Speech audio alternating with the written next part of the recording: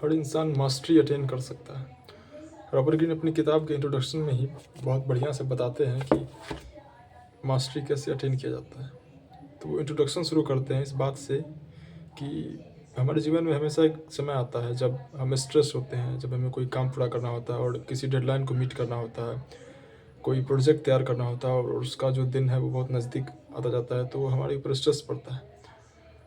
तो ऐसा होता है कि कुछ दिन अगर उस काम को पूरा करने के लिए 1 वीक बाकी है, तो उस 1 वीक में हम पूरी तरह अलर्ट हो जाते हैं। हमारा पूरा फ़ोकस अपने काम की तरफ होता है। हमारा दिमाग ऑर्डिनरी जितना स्पीड से चलता है, उससे अधिक स्पीड से कैलकुलेट करना शुरू कर देता है, चीज़ों को अच्छे से परखना शुरू कर देता है। और जब डेडलाइन पूरा हो जाता है, तो ये सारी एनर्जी खत्म हो जाती है। तो फिर जिस तरह से, जिस पोटेंशियल से हम उस टाइम पे काम कर रहे होते हैं, उस पोटेंशियल से हम फिर आगे काम नहीं कर पाते हैं। रॉबर्ट ग्रीन इसी पॉइंट को कहते हैं कि यही हमारी ट्रू पोटेंशियल होती है। और यही ट्रू पोटेंशियल थी उन लोगों की जिन्होंने मास्टरी अटेन की, like Albert Einstein, Nikola Tesla, Thomas Edison और स्टीव जॉब्स, और भी कई आदमी हैं जिन्होंने मास्टरी अटेन की है। तो वो बताते हैं कि ग्रीन बताते हैं कि कई रास्ते हैं जिससे मास्टरी अटेन किए जा सकते हैं। और वो इंट्रोडक्शन में ही 3 चीज़ बताते हैं कि इससे मास्टरी अटेन की जा सकती है। जो इसमें पहला चीज़ वो बताते हैं, वो कहते हैं अप्रेंटिसशिप।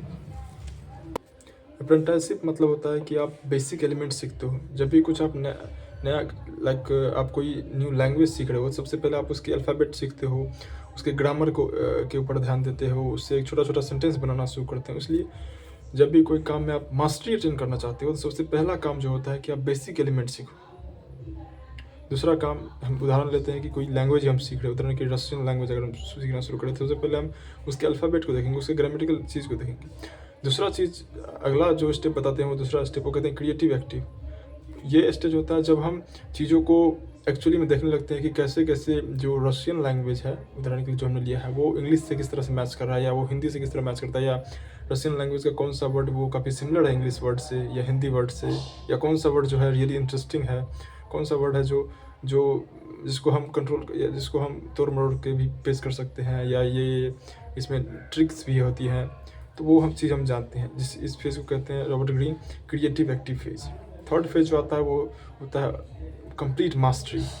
इस फेज़ में हम इतना हमारा नॉलेज हो जाता है, जैसे हमने कहा कि रशियन लैंग्वेज का या किसी भी चीज़ जो हम सीख रहे हैं, कि हम प्रिडिक्ट कर सकते हैं कि अगर कोई आदमी किसी सेंटेंस को घुमा के बोले, या उस मशीन को ही हम प्रिडिक्ट करना शुरू कर देते हैं।